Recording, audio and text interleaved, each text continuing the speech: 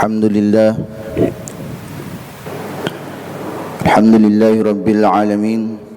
Assalatu wassalamu ala ashrafil anbiya wal mursalin wa ala alihi wa sahbihi ajma'in. Amma ba'du. Usikum wa nafsi bitaqwallah faqad fazal muttaqun.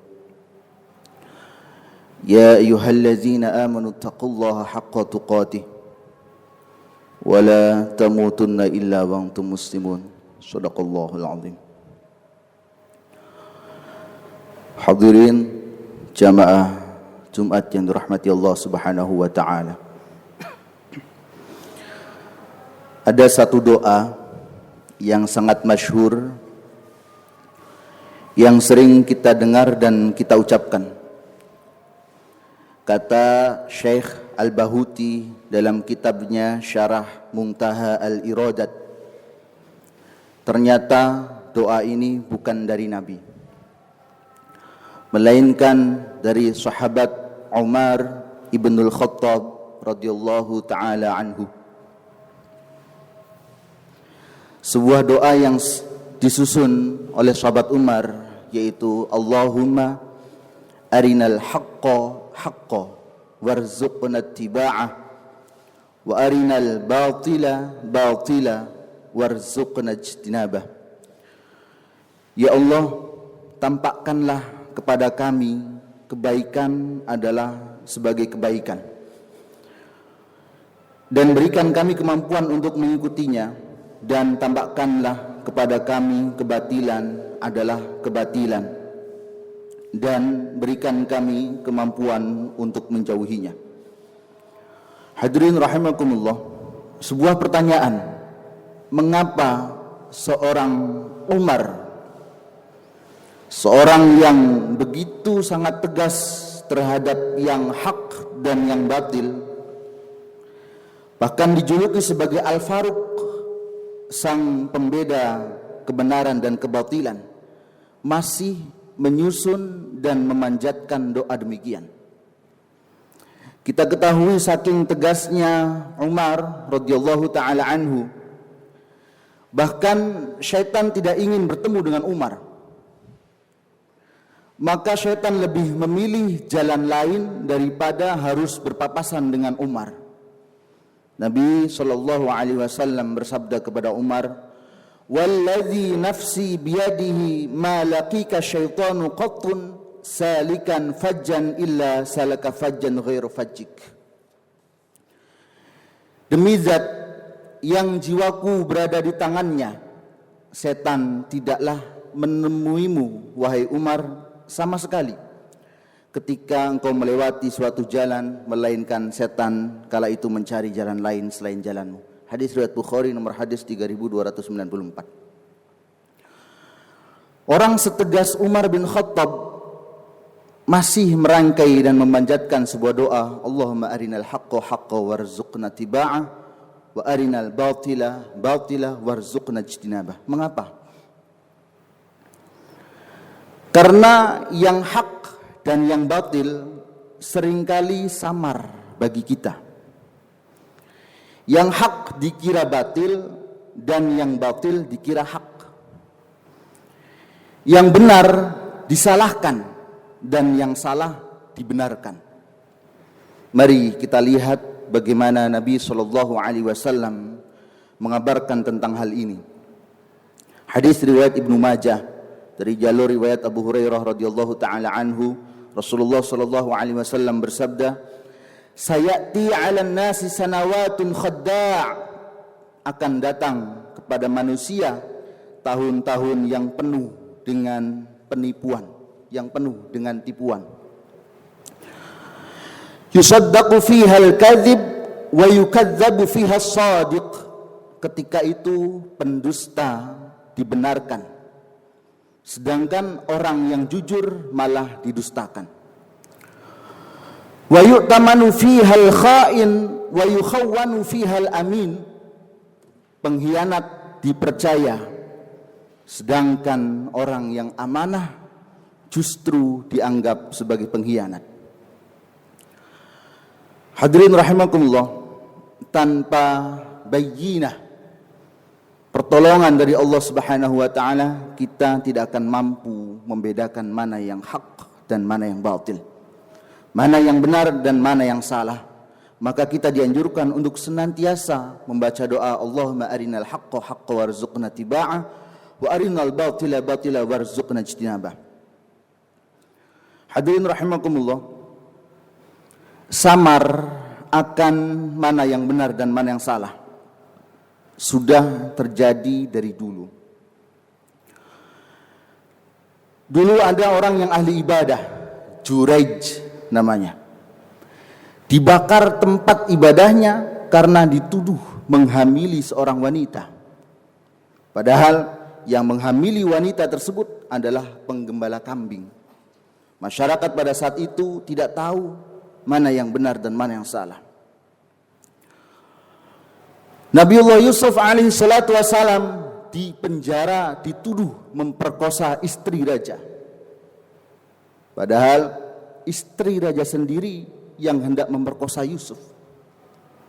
Seringkali yang benar disalahkan dan yang salah dibenarkan tanpa petunjuk Allah Subhanahu wa taala. Maka pertolongan petunjuk mana yang hak dan mana yang batil adalah al-haqqu mir rabbik, adalah dari Allah Subhanahu wa taala. Hadirin rahimakumullah, mari kita sejenak renungkan. Jika kita hidup di zaman Nabi Ibrahim, apakah yakin kita akan beriman pada Nabi Ibrahim? Sedangkan yang punya kekuasaan yang membangun kota Babilonia itu bukan Nabi Ibrahim, tapi Raja Namrud. Tanpa petunjuk Allah, apakah yakin kita akan beriman pada Nabi Ibrahim? Hadirin rahimakumullah, jika kita hidup di zaman Nabiullah Musa alaihi salatu wassalam, apakah yakin kita akan beriman kepada Nabi Musa? Yakin kita tidak menjadi pengikut Fir'aun? Yakin? Yang membangun Mesir megah dengan piramidnya yang menjulang tinggi, siapa yang membangun? Fir'aun atau Nabi Musa? Yang membangun adalah Fir'aun.